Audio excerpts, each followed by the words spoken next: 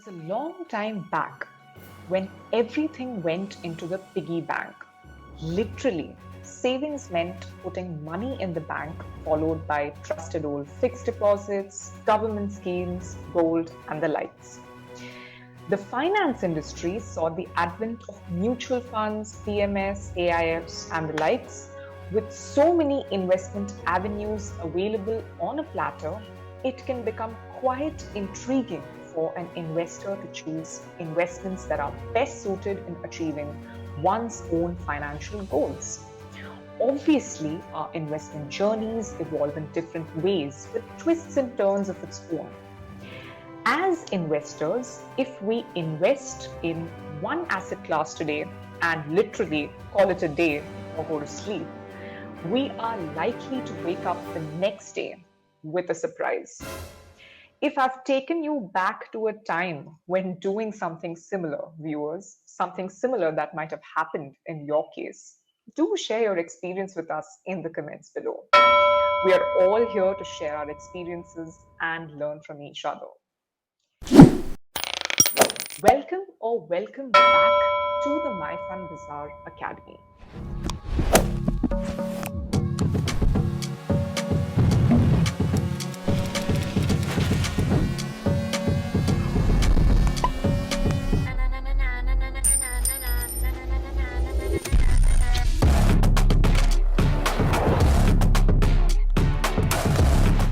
Much like our investment roadmap, the assets we invest into also have varying risk return profiles.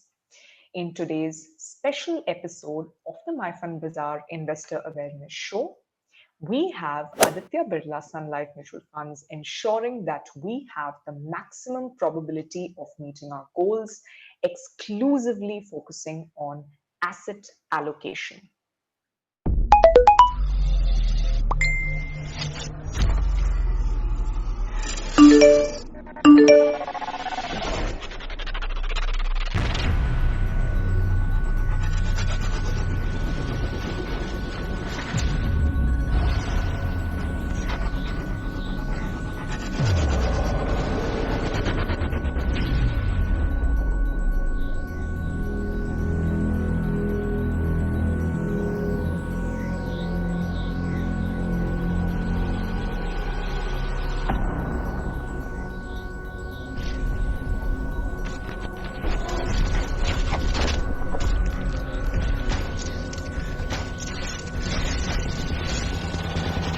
Introducing the experts from the ABSL team who would throw light on today's topic. We have AVP Investor Education and Distribution Development Head, Aditya Birla Sun Life Mutual Funds, Mr. Gururaj, and the channel head for the mutual fund distribution, Mr. Amit Yadav. Now, before I forget, if you've missed our previous episode where Mr. Gururaj and the ABSL team taught us the art of managing risk, then that's the next video you should be watching post this one. Don't worry, I've left the link to that video in the description box below. That being said, handing over the platform to the ABSL team to enlighten us on what, why, and the how of asset allocation. Over to you, ABSL. Thank you, Shruti, and thank you, Team My Fund Bazaar, for arranging this investor awareness program. We at Aditya Birla are very happy to be part of this investor awareness program. And in light with that, we also have our Nipun brand under which we do all such activities. So today I have Mr. Guru Raj. He's our AVP, and he has almost 3 decades of experience into mutual fund business and over a decade in Aditya Birla Mutual Fund. He has been our AVP in investor education and distributor training programs.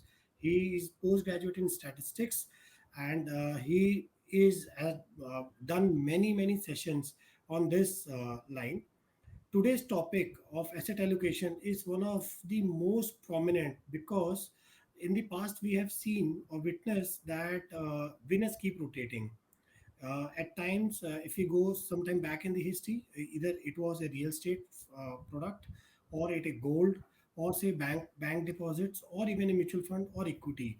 But it's a tricky thing that to know at what percentage one should be take part of it, when to enter, when to exit, what is the right allocation of it?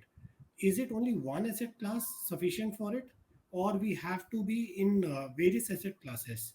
So to answer all this, we have Mr. Gururaj who will enlighten us about the asset allocation of, and it's very prominent in today's scenario where we are seeing that markets are touching everyday all-time high, and there are few traditional investments which are not even beating the index or inflation.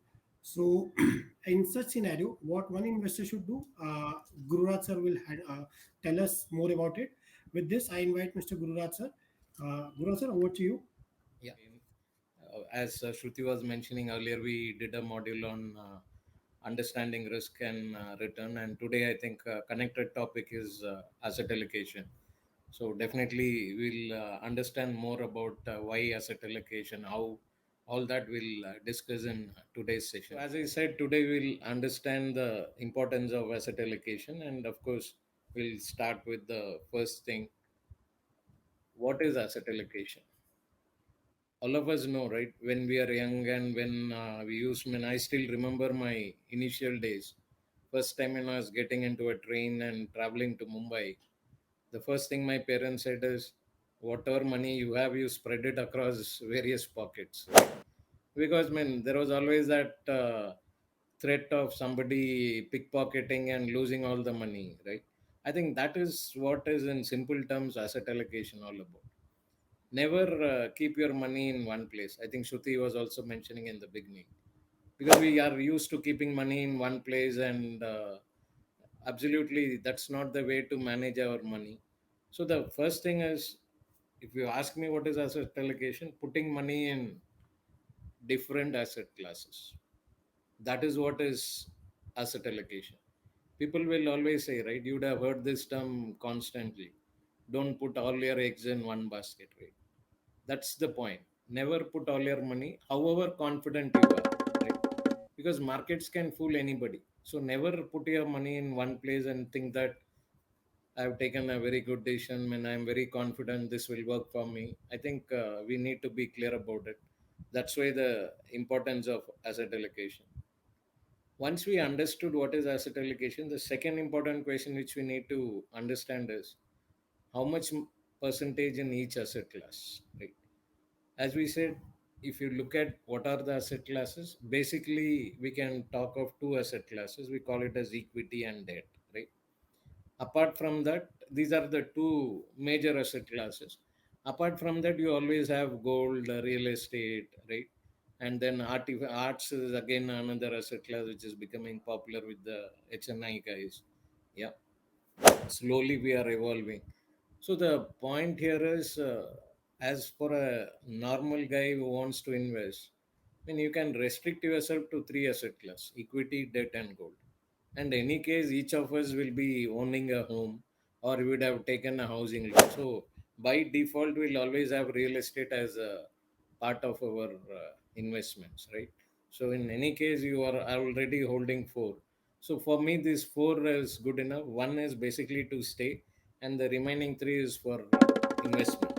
So what percentage in equity, what percentage in debt, what percentage in gold, will definitely, as we go forward, we'll be able to understand that better. So let me take you to the next thing. Why asset allocation? As I was mentioning earlier, today we don't know which asset class is going to give me the best performance. Today I don't know what is the risk in that asset class, how much it will go down, the drawdown will be there. Equity markets keep correcting, right? All this I don't know how much it will correct, what kind of return it will give me.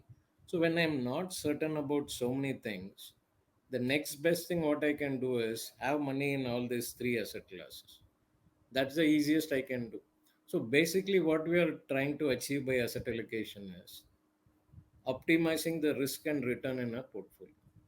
Again, if I had to take back to that example of keeping your money in different pockets, even if you lose one, the remaining two pockets would be there so that you can still continue with your journey, right?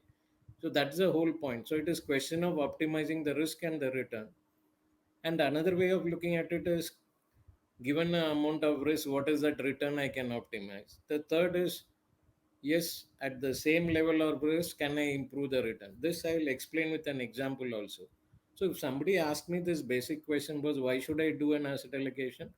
The question is, I have to reduce the risk in my portfolio and see how to optimize my return.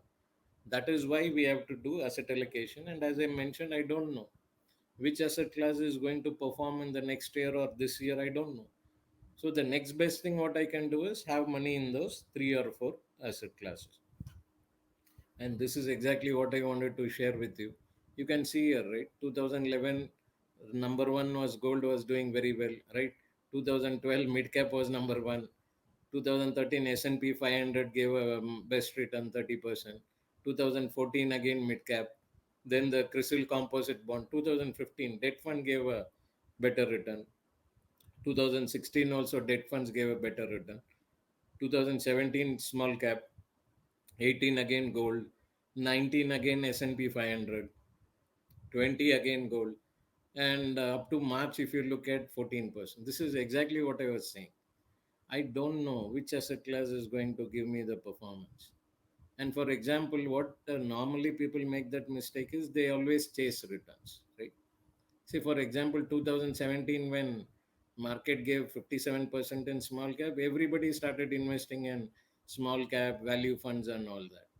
Now you can see there 2018 at the bottom is small cap. That's where I said never chase performance, never make that mistake. Allocate money. How much you have to allocate, we'll see as we go forward. So this is another reason, as I mentioned earlier, why I should do asset allocation. Because I don't know which asset class is going to perform. Within the asset class also, which one will perform. No clue at all. Nobody can say today. Hindsight after 1 year, I can say, yes, boss, this asset class did well.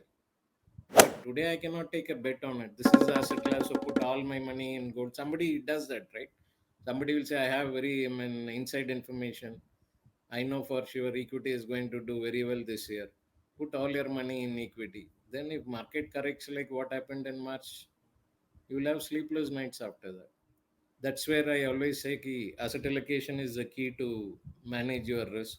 There is no better way than managing risk other than proper asset allocation. As I was mentioning here, I've done this earlier also. Again, I am showing this slide again because this is something which will confirm why you have to do asset allocation. For example, if you see here, I've just not taken which investment it is. I've just taken a example here to highlight what we are trying to say, right? See, my return in investment A is 12%.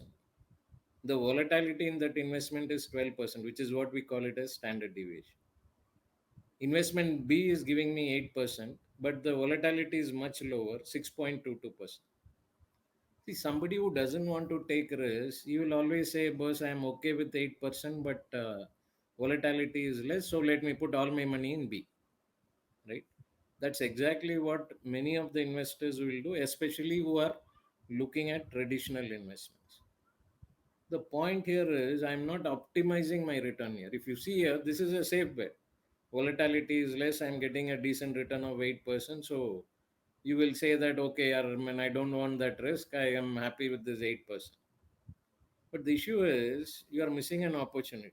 What is that opportunity? By having 40% in your investment A and 60% in investment B, I'm able to keep the risk at the same level of almost 6.37%, almost close to my investment B risk, right? But in the process, what is happening is I'm able to get more than 8%. Here in this case, it is 9.6%. That is the whole idea of doing asset allocation. As an investor, you would have missed this opportunity by not doing a proper asset allocation.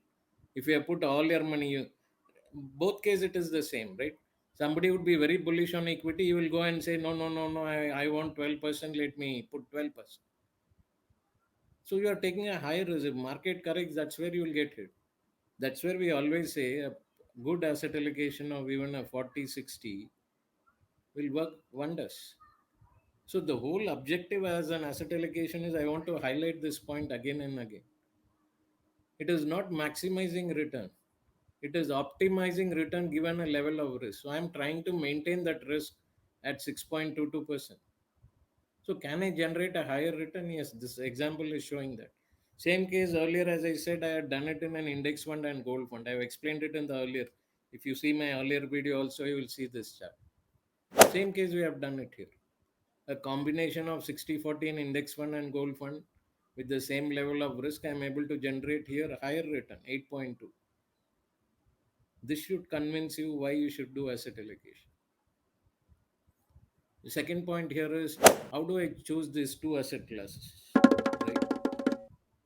You said you have to do asset allocation. You are showing me here gold and index fund, right? How do I choose those two products? The answer is again very simple. How do I choose the two products? I have to choose a product which will behave differently in the same situation. And I say in the same situation at the same point in time. For example, I can expect my equity to go down anytime, right? But I don't expect that kind of volatility in my debt funds. So my debt funds might be little bit volatile, but kind of fall which will happen is much more in equity fund. So that's where what do I do? I simply select two asset classes which perform differently at a given point in time. If you ask me this question, how can I find out these two asset classes? The answer is simple. Take any equity fund, debt fund, go through their NAVs for 1 or 2 years. You will get to know immediately looking at the NAV bus how it is behaving on a daily basis. You will see your equity fund NAV jumping, right? Whereas a debt fund NAV will be more or less steady. So all I need to do is just select those two funds. That's it. So there is no scientific methodology to do an asset allocation.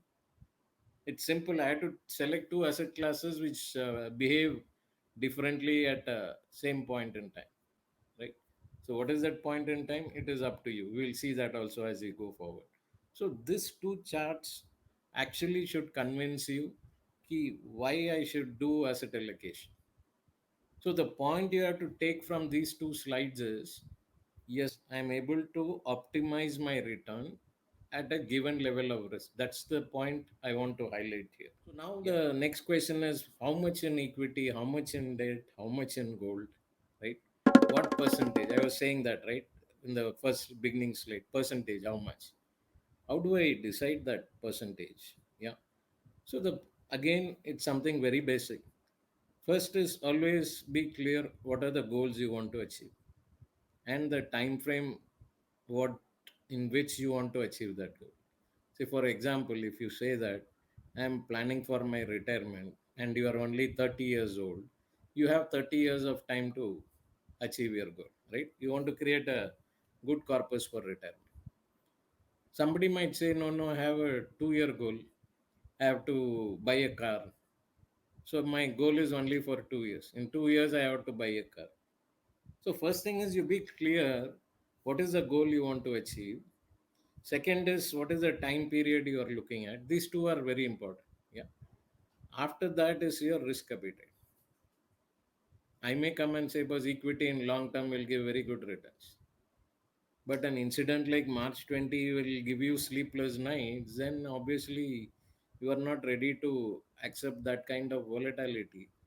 Then don't take risk. So I need to understand my risk appetite. Everybody will be very positive when markets is giving a great performance, great return. Everybody will be positive. Everybody thinks that market will only go up in one direction. Reality doesn't happen that way. Be ready for a 50% correction. If it happens, just think what will happen. Your 1 crore becoming 50 lakhs, are you ready to accept it? If you are not ready to accept it, then my 1 crore should not go into equity. How much I should be able to withstand? That's where understanding your risk appetite is very important. The third is your resources, how much money you are able to save. See, very important when you have goals, right? Market behaving the way it behaves, there will be period of downturns. What it means is your portfolio will be going down. So I should have the money power to hold on to my investments. That's why resources is very important. For some reason, you are not able to withdraw your money. You say, it's fine here, I'll give me some more time. I have other ways of managing that goal. So, no problem, I can give some more time. These things will happen. Let's be very clear about it. You might have finalized your goal, you might have planned everything, but there are certain unforeseen circumstances which will come in the way of our investment journey. Just like in life, we are used to some shocks, right? Similarly, in investment arena also, you will have some shocks. So you should also understand, because if something like that event happens, am I able to hold on to my investment? Very important. That's why be clear about your resources also. If X incident happens, if my portfolio falls by this much percentage, how do I manage to achieve my goal? Is there any other way? What is that I'm doing? So be clear about it, right? Before even starting on asset allocation, I should be clear about it. Another example I'll give: when you say it is 2 year you want to buy a car, any goal which is less than 3 years, you cannot invest in equity. Let's be clear about it. So the drawback of this is, if you say that you cannot invest in equity, your returns are going to be meager. For example, any 2 year debt fund might give you four, four and a half, or five in today's circumstances, right? Which means what? If you have a higher goal amount, you have to invest more. That is the logic, right? If the return is less, you have to invest more to achieve your goal, right? But if you say I can't invest that much amount, the other logical steps is you have to increase the time horizon, or you have to go for a car which is at a lower value. So I can't ask for both, right? If somebody says I want to only buy a Mercedes, and he says that ki, boss, I cannot invest X amount to achieve that goal in 2 years, boss, either you delay buying your Mercedes or settle for a Honda City or something. So I need to be practical, right? That's where I said be clear what is your financial goal and the time horizon. If the time horizon is less than 3 years, no way you will allocate money to equity. So in this case, your entire 100% will be going into debt. That's where I said the percentage will depend purely on what is the time horizon you are going to give me. Second is what is your risk appetite. Of course, we have to keep understanding what other backups we have in terms of resources. So these are the factors which will determine what percentage you have to put in this, at least three asset classes, right? So majorly it is equity, debt, and gold is the three asset classes we are focusing. Real estate I'm not touching because it will be already a part of your portfolio. So if you are going to be a conservative or a very conservative, then your equity allocation and debt allocation is going to change, right? So how it is going to change? This is a kind of a table which we normally suggest.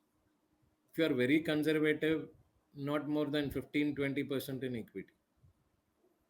5 to 15% you can have it in gold, and balance 70-75 will be in debt. When I say debt, I am not only saying about debt mutual funds. You can invest in any other debt products like post office investments or your bank FDs, whichever it is. You can look at all those products. But the point here is understand the tax liability of those products. So you have to be clear on that when we choose the debt products. Yeah. If you are a conservative, then probably you can go up to 30-35% in equity. Slightly aggressive 50%, very aggressive probably 60-65, 80-100. But here I also want to add one thing, because based on the lot of research reports, in fact, Crisil has also come out with a research report. An allocation of 60-40 or 50-40 and 10 is a good asset allocation. When I say 50-40-10, I mean if you have a long term goal, then 50% in equity, 40% in debt, and 10% in gold is a good asset allocation. On an average, this kind of asset allocation is given. I will try to share that Excel file later at the end of this session. So it gives me somewhere around 12% kind of return, which is fair enough. The risk is less. I'm optimizing my return. So never think that I have a long term goal, my entire 100% can go to equity. I am investing for 20 years, 30 years. People think that, right? Don't do that. I mean, definitely it is not worth taking that risk. So I need to keep that in mind. So this is just to help you to understand. So ideally, though I have written here very aggressive, I will request you to ignore that. Don't get into a very aggressive stance of 80, 100. I think 60, 65 is good enough. We need not go beyond that. Yeah. So some people might be saying, I have a lot of assets. I'm more interested in creating more wealth. I'm willing to be more aggressive. They will say 80% I want to be in equity. Because these two things comes as a common point of discussion. People will always ask this question because I know been in the market for so long. I've seen all these ups and downs. So why not 100% in equity, right? Second point they will always say is long term. I'm planning for a 30-year time horizon. What is the harm in investing my entire money in equity? These are two common questions we get always in our meeting. Statistics doesn't give me that confidence. He having a 80% or 100% allocation to equity, despite coming for a long term, it has generated more return than a 60-40 combination. That is what the all the research reports are saying. No way they have been able to prove that 80 or 100% has given me a higher return in the long run. Because when you have 80 100% and there is a huge drawdown happening, that eats away all your gains, right? So that's where never go for it. This is other point when it comes to asset allocation I wanted to share with you. So basically, as I said, starting with your goals and what is the time horizon you are giving, we have to arrive at what is the return we need to generate in your portfolio. So based on that return, what you require to achieve your goal, that money will go into equity and debt, right? For example, if I have to generate a return of 11 or 12%, of course I have to have a higher percentage in equity and somewhat lower, right? So probably a 60-40 or a 70-30 can work. Now what do I do here? So 70-30 or 60-40 I've allocated, yeah, which will, let's say, generates a return of somewhere around 10 to 11%. I'm just giving an example here, yeah. Let's say it generates a 10 or 11%. Now my next step is, within equity, where should I invest? Should I invest in large cap or multi cap fund or an index fund? Where is that? This is where I say that please understand this difference. The first step is the asset allocation part, which is equity and debt. Whereas the second part is actually we are talking of diversification within the asset class. Sometimes people ask this question: what is the difference between asset allocation and diversification? Diversification is within the asset class. Investing money in equity, debt, and gold is not diversification. It is across asset class. There I am doing asset allocation, but within the asset class, here I have a list of equity funds, right? Starting from index fund to diversified international multi-cap. So here I can do a diversification. Similarly, in debt, I have liquid funds, ultra short, long term. So let's say, for example, I have allocated 40% to debt, right? Now that 40%, let's say if it is 1 crore of investment, that 40 lakhs, how do I distribute among these categories of debt? That is my diversification. So there also I will not put all my money in only corporate bond fund or long term bond. So there I am doing a diversification. So get this right, asset allocation and diversification. And as I was telling you earlier, if the goal is short term, you cannot afford to take risk, which means what? The return you are expecting will be less, obviously, right? If you are investing for 1 year, I can't expect more than 3.5% today from a debt fund. A bank FD probably may give you 4.5 for a year of deposit or something. And we have certain debt funds which will give you that kind of return for a 1 year horizon or a 2 year horizon, right? So that is what I need to be clear. So if the time period is short, obviously I can't take risk, which means what? You will be taking low risk, but the negative impact of that is you have to invest more. I was telling you that Mercedes car example, right? You want to buy it in 2 years time, then obviously you have to invest more, because you can expect only 4% return or 4.5% return. 4.5 means your investment has to be higher. Yeah. So that is what we need to remember. Similarly, if you are giving me time, let's say 5 years, then I can look at something like a balance advantage fund or a balance fund, right? These categories I can look at least 5 years should be, right? Now the advantage here is, instead of getting 3.5 year, I may be able to get around 8% here. The moment I'm getting a higher return, obviously my investment amount comes down, right? This is the advantage. So the higher the risk you take, the investment amount will come down, especially if you are doing an SIP. And basically for long term goals is where we can take risk. As I was mentioning earlier, if you are going to plan for a retirement, obviously it is a long term goal, right? I mean, I'm assuming somebody who is starting his retirement planning at the age of 30. But somebody who starts planning for his retirement at the age of 55, then obviously he will not fall. So don't assume that retirement means it is long term goal. It again depends when you're started planning, right? So that is important. That's where I said, where you have time, you can take risk. Advantage of taking risk is, obviously you're in with a smaller amount, you can achieve a bigger corpus, right? Because this is where the power of compounding works, right? So that's where, be very clear. Don't get into a performance of an asset class and then decide, no, no, yeah, last 2 years equity has given excellent return, 80%, 90%. So I don't foresee any problem. I mean, I will like to put my money and try to buy a Mercedes out of that. Please always think, what are the possibilities that can happen? Always ask that question. But what are the possibilities in this particular asset class? So when you want to understand, or the first thing is always ask this question: what are the pros and cons of doing this? Never come to a conclusion thinking that last 2 years equity has given the best return. Next 2 years also it will give. If I get 50%, 60% return, I mean my money will double. I can easily buy my Mercedes. So I'll put only 20 lakhs. 2 years it will double. 40 lakhs I'll be able to buy a car. Because you'll be in for real shock. Possible. This event is possible.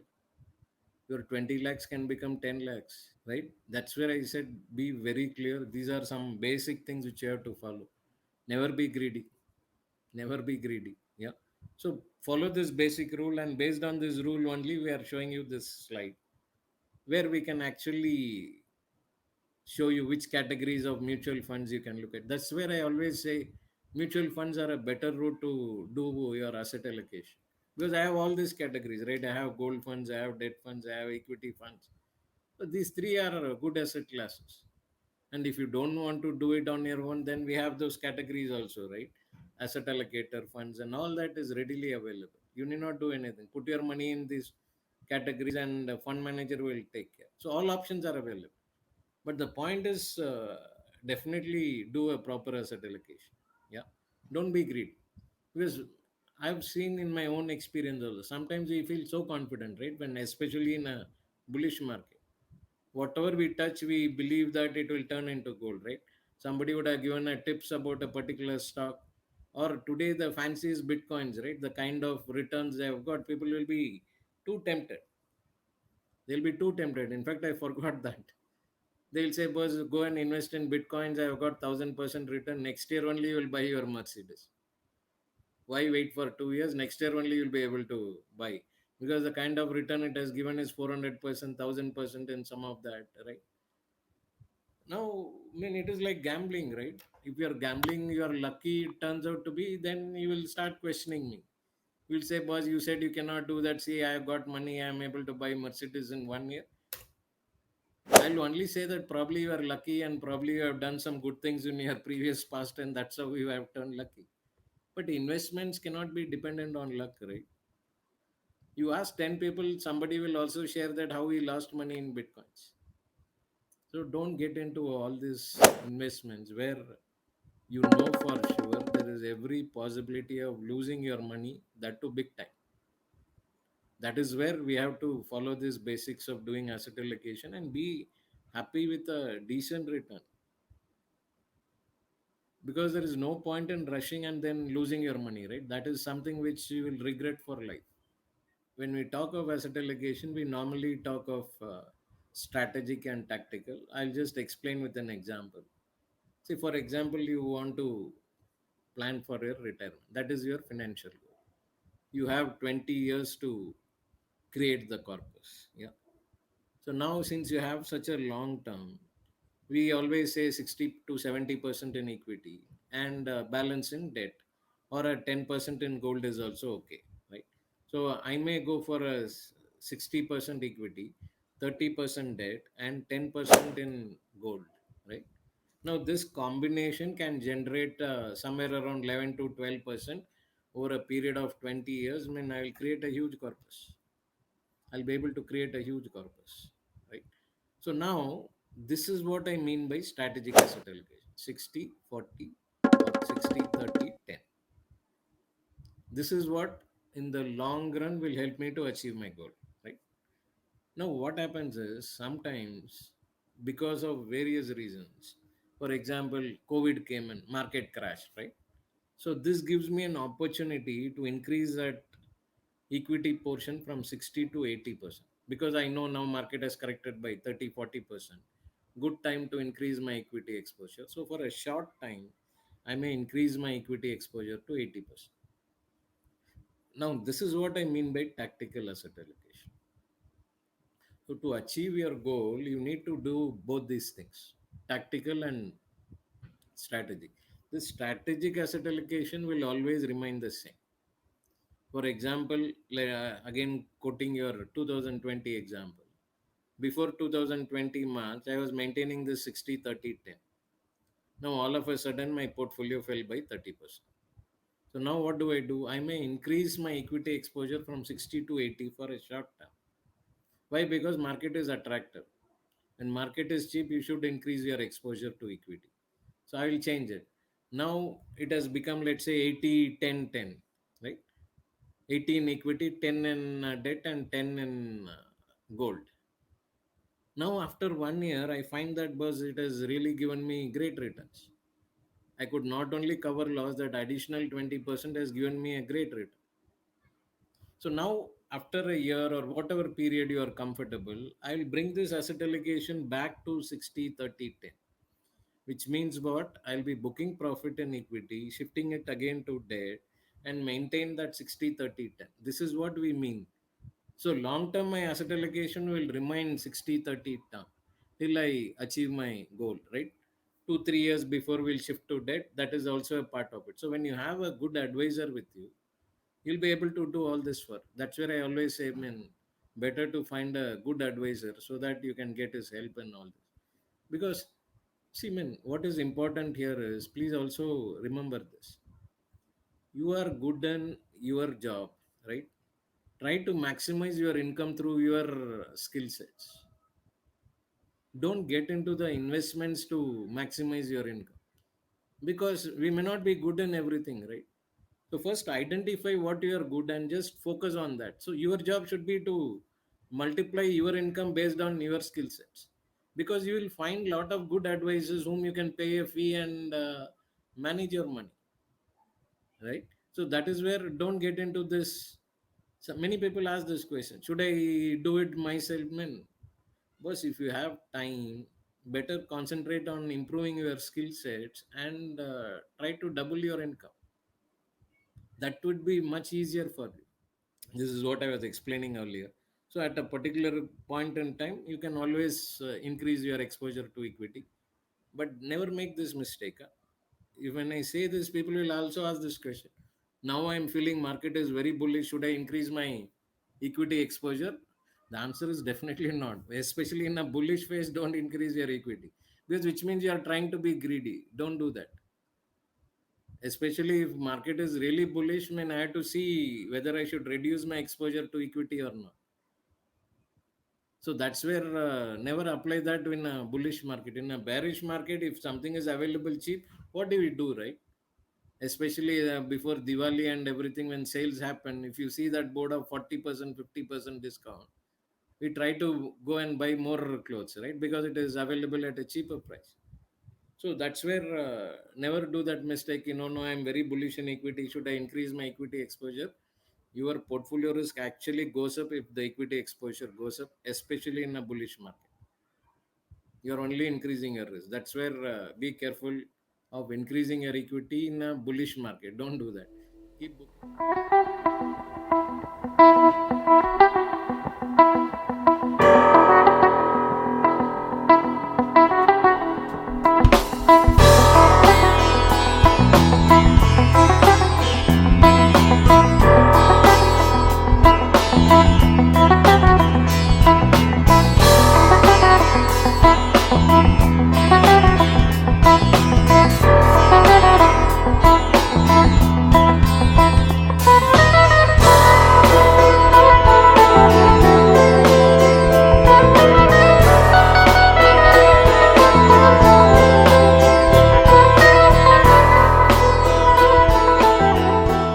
This is where the portfolio rebalancing is very important.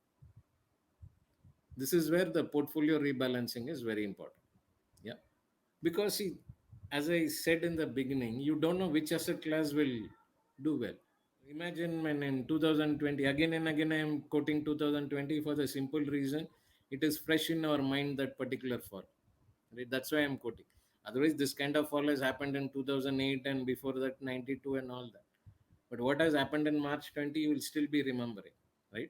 You will also still remember from there how Sensex had reached 60,000, how much money people have made. All that also you will remember, right? So both extremes we have to be always aware of, right? Because it will happen in equity market. You will see both the extremes, yeah. So that's where being balanced is very important. So rebalancing is very important. Right? So what is this rebalancing about? Whichever asset class has gone up, book profit and keep it in the other asset class, right? That is what I mean by rebalancing. So you started with 60 for 30 10. This equity rally has made your equity exposure to, let's say, 75%, right? Now what you should do is you should book that 15% profit and keep money in the debt. So you have to bring it back to that original level, which is your 60 30 and 10. That is what we mean by rebalancing.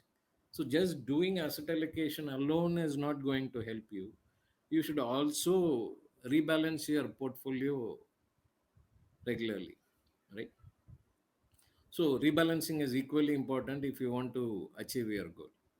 So when it comes to rebalancing, why we are doing rebalancing? Simply to reduce a higher exposure of risk. As I was mentioning, if equity does well, my portfolio risk goes up. So I have to bring it back, right? That's what is rebalancing about. Now, when you want to rebalance, people will also ask this question was how frequently I should do it. So the point here is you have to keep in mind two things. One is either you fix a percentage, if it goes by this much, I'll book profit. That is one way of looking at it, right? Say, for example, you may say if equity goes up by 5% or 10%, I'll book profit. Fine. But what I should also understand is what is the tax implication of doing this rebalance. For example, today, equity anything less than 1 year is supposed to be short term capital gains I have to pay, right? So if I'm going to sell some equity and then transfer money to debt within 1 year, I may be paying short term capital gain. So I need to be clear on that. So understand the taxation part also when you are doing a rebalancing. Yeah. So then that's where I said, man, having a good advisor will help you all this. You don't know, you may not know when I bought it, when I'm going to sell, whether I have completed 1 year or not, what is the tax liability of this investment. You sometimes, I mean, many of the chartered accountants also are not clear on this. I'm not saying everybody is not clear. There are chartered accountants who would not have handled this. I'm not blaming them. They may not have handled the mutual fund, so they will not be aware of what is it. So the point here, that's why I said, Biggie, having a good advisor makes a lot of sense. Yeah. And as I exactly said, people might also ask this question. Should I go to a category which is readily available? Yes, you can look at it. For example, the balance advantage category is something like that, where instead of you doing this rebalancing everything, the fund manager is doing it on your behalf. For example, if he feels that market is going at a higher level, he'll start reducing the equity exposure. The single biggest advantage of that is you will not pay any tax on that, because the fund manager is doing, you need not pay any tax.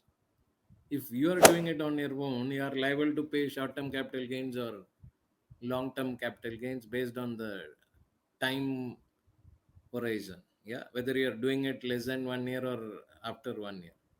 In case of debt, less than 3 years is short-term capital gain, greater than 3 years is short-term capital gain, right? So that's where sometimes these kind of readily available asset allocation funds can be a boon for us from especially a taxation angle. So now I just want to show you how it gets impacted. Yeah. So we want to achieve a 10% return in our portfolio. Yeah.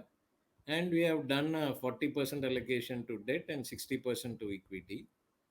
And what we are expecting is debt will give me 7% and equity will give me 12%. And that's how our portfolio return is 10%, right? So accordingly, what you have done is we are expecting every year you will get 7 and 12. Yeah. And so you will achieve your goal amount of 1,93,261 in 5 years time. Yeah. Provided you get this kind of return. From our experience, we know for sure that we don't get this kind of linear returns, especially in equity. Even debt return is volatile. Let's be very clear about it. Many people think debt means I'll get assured return. No, debt will also give you volatile return, but not like equity, right? I don't expect a 25% or a 50% fall in my debt funds. Yeah, I don't expect that. Yeah, so that's where we have to be very clear. Yes, equity can give me a negative return. Now, just see what is happening. Yeah. Let's say one of the year equity has given me minus 25% return. Yeah. Now, the moment I gave minus 25% return, you can see here, my goal amount is 1,93,000 just because market gave me minus 25% in that year.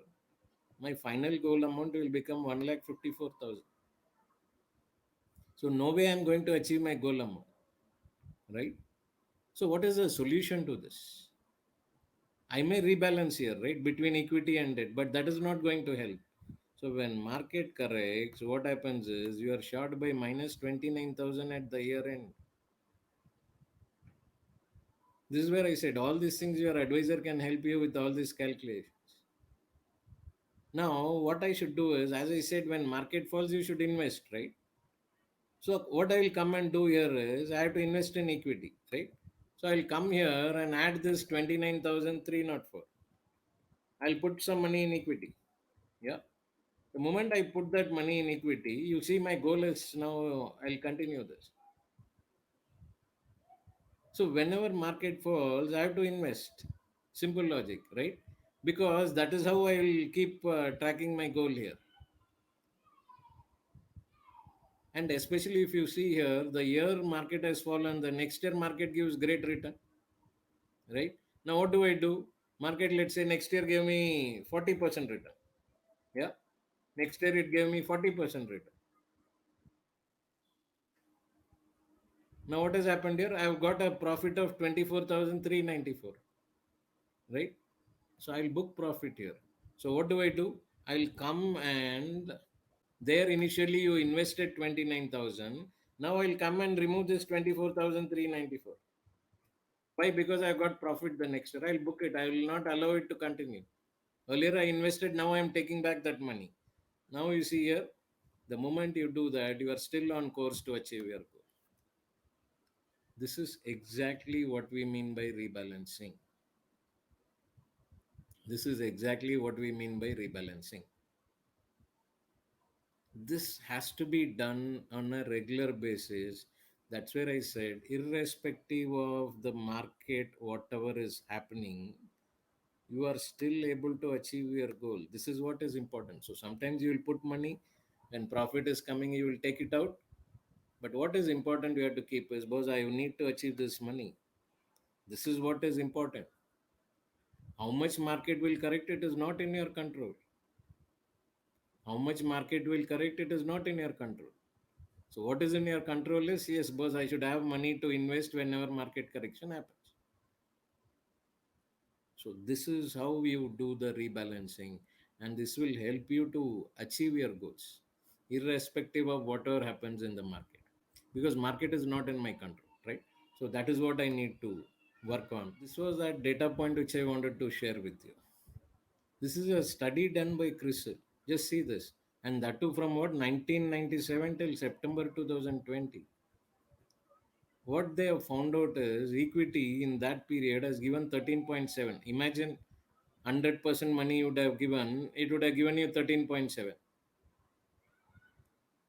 But see the volatility, right? There is volatility. Now, if you had just invested in debt, you would have got 9%. There also volatility. If you have invested in gold alone, yes, you would have got 10.7, more than debt. Volatility is more than equity also. And if you have just invested in equity and debt, yeah, that too the percentage is what? 50-50.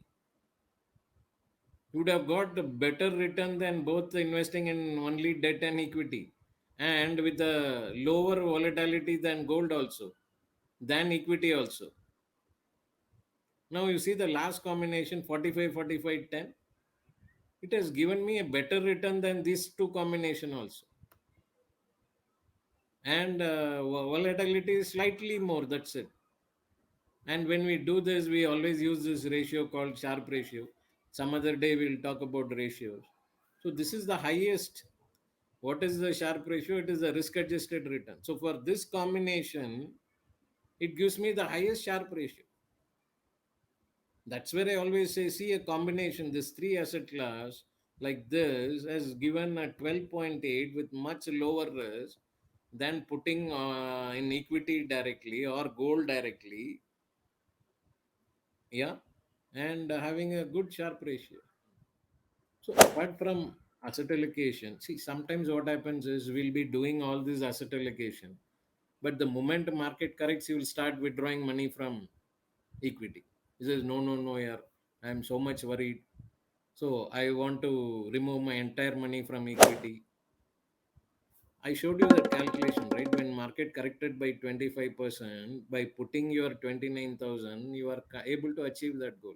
Imagine you remove all that money, debt will not give you more than 5.5%. So the second challenge when we do asset allocation is, especially when market corrects, people behave differently. What is that behavior? Because we always look at the losses at a different level. For me, the gain and loss can be the same 10%. But for me, that loss of 10% looks much bigger, right? So that is where we always say that managing your behavior, especially when market is volatile, is very important. So easiest way to manage volatility is do a SIP. That's where we say, I mean, nothing better than doing an SIP. Market corrects, add your money, more money into equity. That's the simplest thing. Because invariably, every time we say this, people will make the same mistake. What is that mistake? When market corrects, they'll stop their investments in equity. So all my asset allocation goes for a toss. Never do that mistake. Yeah. So this is where I wanted to show you how your average price actually comes down as the market falls further. If you keep continuing your SIP, man, that's the best way to manage volatility. Because that ensures you that you are in the market at all times, right? That's where I always say do two things when it comes to SIP. Do always a step up SIP, and do a perpetual SIP. What is perpetual SIP? There is no end date. You can stop whenever you want, right? I think this is a way of managing volatility, because this is the behavioral aspect I want you to take care when it comes to investments, right?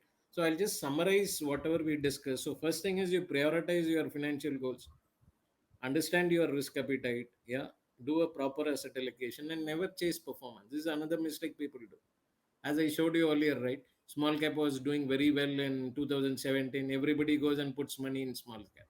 2018, it was at the bottom. So never chase performance. And very important to manage your behavior and volatility.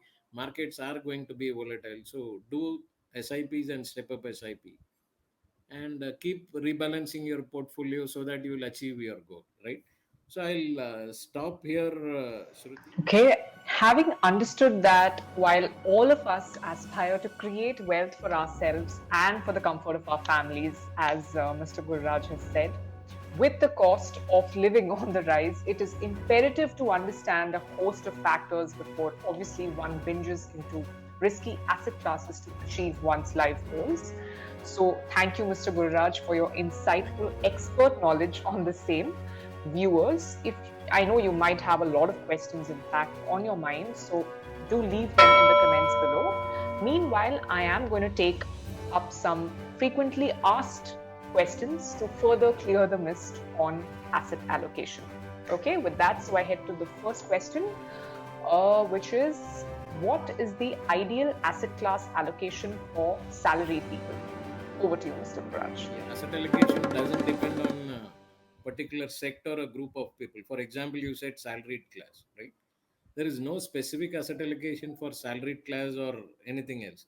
What is more important, as I said, is what is the goal you want to achieve? Be it a salaried or non-salaried, what is that goal you want to achieve? And what is the time horizon you are going to give me, right? That is what is going to decide your asset allocation. A salaried as a person can definitely plan for his retirement.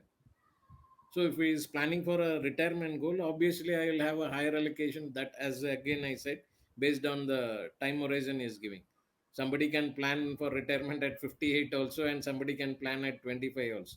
So for a 25-year-old guy, I may allocate 70% to equity, and for a 55 or a 58 guy, it will be more towards debt.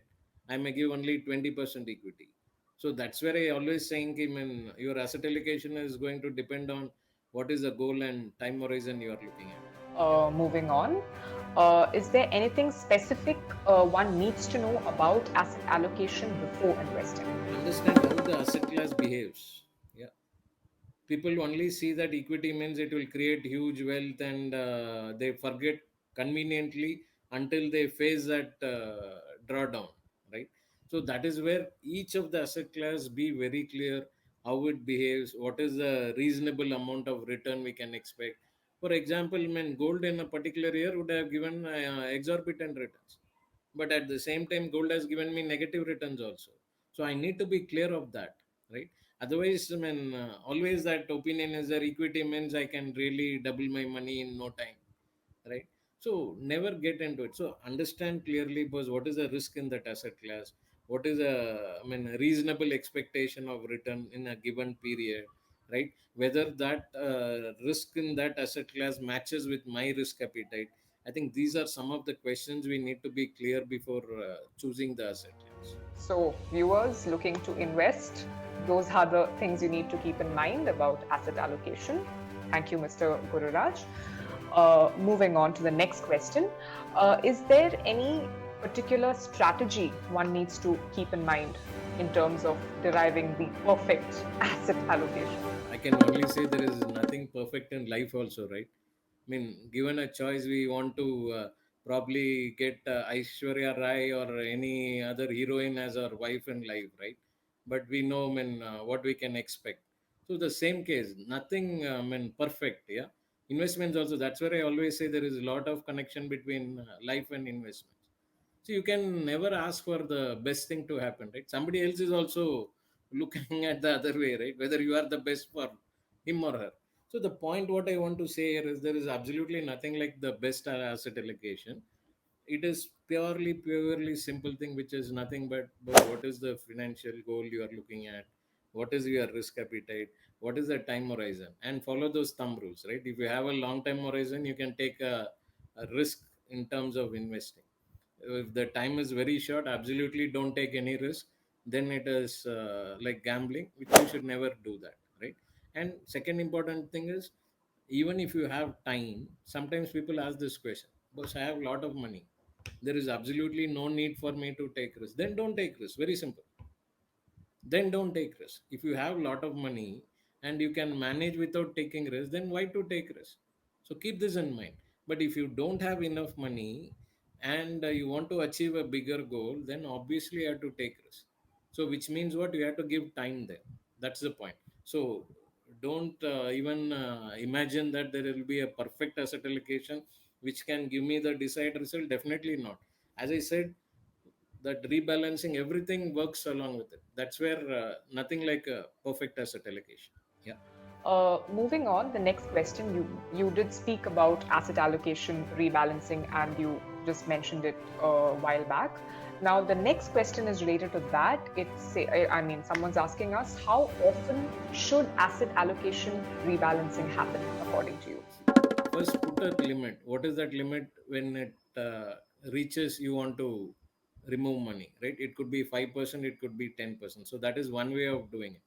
Second is, as I said, if I look at the tax part of it, I may not do a rebalancing in equity before 1 year, right? Similarly, I may not feel like doing a rebalancing in a debt fund before 3 years because of the tax implication. But in a bumper year, somebody will also be tempted to do that. Because I got a 40 or 50% return in 6 months' time. I don't mind paying 15% tax. Let me book the profit. Please do it. But every year is not going to be a bumper year, right? Looking at the past 30 years or 40 years of Sensex, every year is not going to be a bumper year. So one of your bumper year comes, there you can, even if you want to book before 1 year, it's fine. Otherwise, as a general principle, I'll say that if you want to rebalance an equity, do it after 1 year. And if you want to rebalance your debt portion, do it after 3 years. That's where here it is very important. You should always have some additional money to put in, so that now you don't get into this taxation aspect. For example, what do I mean? I'm market has fallen now, right? Now easy to shift money from debt, because people might say that I don't have enough money. You shift money from debt to equity. The moment I shift money from debt to equity, what I'm going to do is, if it is less than 3 years, obviously I'll pay a short-term capital gain on that. My entire interest, whatever has got, I'll be taxed, right? Instead, if I have money, I can put that money in equity and balance that. That is where always say that always have money. I kept saying in the earlier meeting also, start an SIP for market correction, because that SIP will help you in such situation. And take it from me, market correction will come. Another 20-30% correction will come. All we know is, because I don't know when it will come. That is the point. That's where having money when the correction happens is very important. It has to be a part of your financial planning. Okay, the next question is rather a very interesting question. The question is, what is the effect of interest rate regime switches on asset allocation? For example, let's say I have a 30% or a 40% allocation to debt, right? Now, within that, how you have diversified? Let's say out of that 40%, your 20% is in long-term debt funds, let's say, right? So long-term debt funds, especially if there is any change in interest rate. For example, let me put it this way. Next week, RBI policy is there, right? On October 8th or something, RBI will come and announce. Man, I'm not forecasting anything. Don't take it as a forecasting. I'm just taking it as an example. Let's say RBI comes and says, boss, I'm planning to increase my interest rate. The moment this announcement comes, your long term debt funds will definitely get hit. You will see negative return happening. So that is where you have to be careful how you are diversifying. If you are giving time there, then you can have hold long term debt funds. Especially long term debt funds are more affected by changes in interest rate, right? So that is where I have to be very careful where I am putting that 40% in debt. If I'm expecting that interest rates will go up, then my this 40% should be more in ultra short term funds, or even it is better to keep it in liquid funds. As I say again, I mean, how do you manage that debt portfolio? Good advisors help will definitely go a long way in managing this debt allocation part. And take it the other way also. That's where I said tactical asset allocation is equally important. Let us see the extreme, right? As you are mentioning in the beginning, if inflation is going up, today RBI said it is between 4 and 6, right? Now tomorrow if there is a situation where inflation jumps to, let's say, 8%, RBI will be forced to increase the rates, right? Now slowly, let's say my interest rate goes to 8%, I'm just giving an example, right? Now when interest rate goes to that level, my economy is going to go down. The moment my economy starts falling, what will happen is RBI will again start cutting the rates. This is what they did in March 20, right? They cut the rates drastically because my economy failed. Now, at that point in time, I should really have a good allocation to long term debt funds, because when interest is reaching the peak, interest rates is going to cut down. I'll make a double digit return in long term debt funds. This is exactly what I mean by tactical asset allocation. So, within the debt itself, I'll be doing a tactical asset allocation of having a more money in long term debt funds when I reach the peak of interest rate. Today, what I do is I'll keep money in short-term debt funds. Yeah. If you think that was extremely insightful, please take a moment to pause this video and give us a like for that. Now, moving on, I'm just going to take one more question for today's webinar, which is most people have maximum percentage of their assets in real estate.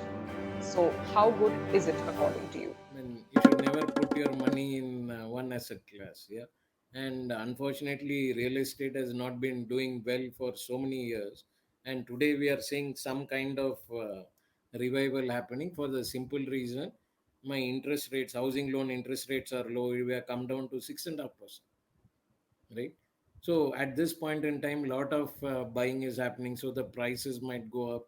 All that is a cycle. In fact, we are addressing, I mean, in the coming months, we have a separate module called as business cycle fund itself. How should we look? In fact, there is an interesting part in that also. Maybe another time we will discuss that. So the point here is real estate also behaves in cycles. So after that, when 2011 or 12 is when it reached the peak, and from there, it is a downward cycle. And today we are again reviving. So my point here is never have, and in fact, I was seeing couple of days back in those social media also some interesting charts, right? As you rightly mentioned, 80% of my portfolio is in debt and real estate, 20% is in equity. And if I look at the time what I'm spending, 80% for equity and hardly anything in real estate, right? This is the irony which we are looking at. So my point here is, man, if you have lot of investments in real estate, I don't know, you need to have a relook, because any calculations, go and check with anybody. People always give this example of Rajesh Khanna's flat being sold. That return is not even 13 or 14%, whereas equity in long term has given 17, 18%. So to buy a house, real estate is fine. I mean, real estate as an investment, I mean, I can still feel people telling me, boss, I bought a plot of land. My father gave me a gift. That land has become some 10x or 15x. Yeah. They'll give me all these examples, which is natural, right? But try to see what is the CAGR you have got. If you look at that CAGR return, it will, may not be more than equity in a long term. In fact, I can share my own example. Recently, I sold my flat, right? So the return is normal return. It is not great return. So real estate in a long term, definitely it's not a asset class as investment. I'm again underlying as investment. Yeah. Some of you might be lucky, you might have bought a piece of land, but lot of issues with that, right?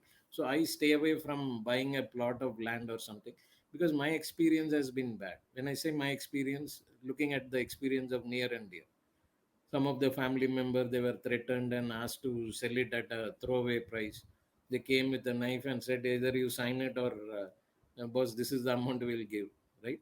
So the point here is all those hassles are there in real estate.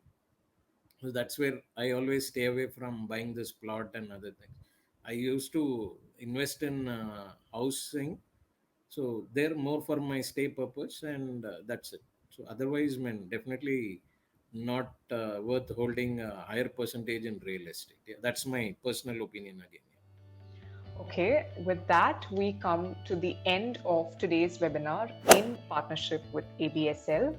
I'd like to thank Mr. Gururaj and Mr. Amit Yadav on behalf of the MI Fund Bazaar team for taking out the time to impart expert-oriented knowledge on the lines of asset allocation, syncing with our initiative of making every Indian financially independent and make holistic, smarter money-making decisions. We thank our viewers for watching us today and taking out the time to hear us from a financial standpoint. Stay subscribed to our official channel, MyFund Bazaar Academy, to continue being a part of these initiatives and, of course, our future webinars. Thank you so much for your time. Thanks, Shruti and Amit, for arranging this, and thanks, participants, and please take care. Let's hope that the third wave is not coming, and our own third wave should start at our jobs and investments. So, all the best, and please take care.